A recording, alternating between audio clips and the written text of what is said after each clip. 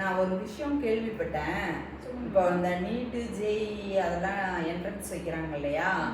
அந்த இது வந்து இப்போ நிறைய இடத்துல நீட்டு அதெல்லாம் வேணான்னு சொல்லிட்டு போராட்டம் நடக்கிறதுனால போர்டு எக்ஸாம் மார்க்கு ஒரு 50% வெயிட்டேஜாக வச்சுக்கலாம் அப்படின்னு சொல்லிட்டு சொல்கிறாங்களாம். அது வந்து மாணவர்களுக்கான சுமையை குறைக்குமா? எப்படி அது வந்து நல்லதா? கோச்சிங் நாளெல்லாம் குறையுமா? எப்படி? நானும் இந்த நியூஸ் பார்த்தேன். ஆனால் இது வந்து ஒரு 9 மெம்பர் கமிட்டி போட்டு ஒரு ப்ரொபோசல் மாதிரி கொடுக்கலான்னு இருக்காங்க. இன்னும் அதை வந்து கவர்மெண்ட் கிட்ட கூட சப்மிட் பண்ணலான்னு நினைக்கிறேன். ஆனாலும் இந்த நியூஸை பார்த்ததும் ஃபர்ஸ்ட் எனக்கு என்ன தோணுச்சுன்னா, நம்ம தம்பி இப்போ எக்ஸாம் எழுத போறாரு இல்லையா, ஜேஇ எக்ஸாம். அவர் ஆல்ரெடி வந்து கோச்சிங் கிளாஸ்லாம் போய் ரொம்ப கஷ்டப்பட்டு படிச்சுட்டு இருக்கிறாரு. அவர் நைட்டு எப்போ தூங்குறாரு எப்போ முழிக்கிறாருன்னு தெரியல. மாக் டெஸ்ட்லாம் எழுதி பார்த்துட்டு இருக்காங்க. இப்போ இதோட ஃபார்மேட், டெஸ்ட் ஃபார்மேட் வேற மாதிரி இருக்கும். ஒரே சிலபஸாவே இருந்தாலும் கூட board exam format, writing format, answer writing ஃபார்மேட்லாம் வேற மாதிரி இருக்கும். ஒரு இந்த மாதிரி எழுதினால மார்க் வரும் அப்படிங்கிற மாதிரிலாம் இருக்கும். அதுக்கு தனியாக நம்ம எக்ஸாம் எல்லாம் எழுதி பார்க்கணும்.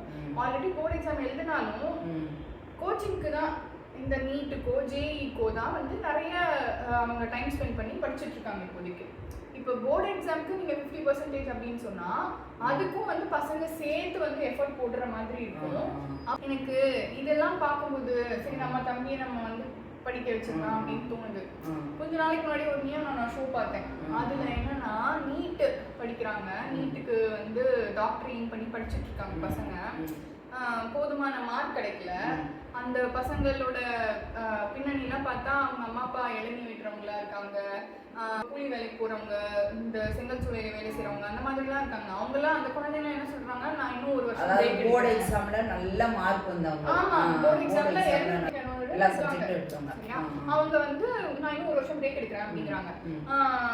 இப்ப போர்டு எக்ஸாம் சொல்லும் போது இப்ப எந்த போர்டு எக்ஸாம் அப்படிங்கிற ஒரு கணக்குலாம் வரும் இல்லையா? அந்த பசங்களோட மன அழுத்தம்லாம் ரொம்ப ஜாஸ்தியா இருக்குது. இப்ப ஆல்ரெடி வந்து நிறைய வந்து மாணவர்கள் தற்கொலை பண்ணிக்கிறாங்க. இதெல்லாம் இன்னும் கூடிருமோ அப்படின்னு ரொம்ப பயமா.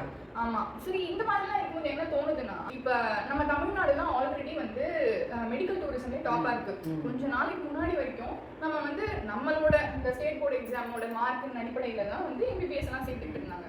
ஸோ ஆல்ரெடி இப்போ சக்ஸஸ்ஃபுல்லா இருக்கு. நிறைய டாக்டர்ஸ், கவர்மெண்ட் ஹாஸ்பிட்டல்ஸ் எல்லாம் நல்லா இயங்கிக்கிட்டு இருக்கும்போது இந்த மாடல் ஏன் வந்து நம்ம இந்தியன் கவர்மெண்ட் எடுத்து அதையே ப்ரொபோஸ் பண்ணக்கூடாது? இதை எடுத்து ஸ்டடி பண்ணலாம், அந்த மாதிரி பண்ணலாம். இந்த 50% போர்டு எக்ஸாமுக்குன்னு ஒதுக்குறது வந்து இன்னும் சுமையணும் அப்படின்னு தோணுது. இந்த யோசனையை கைவிட்டுலாம். மாற்று யோசனை தமிழகத்தை முன்னுதாரணமா எடுத்துக்கலாம்.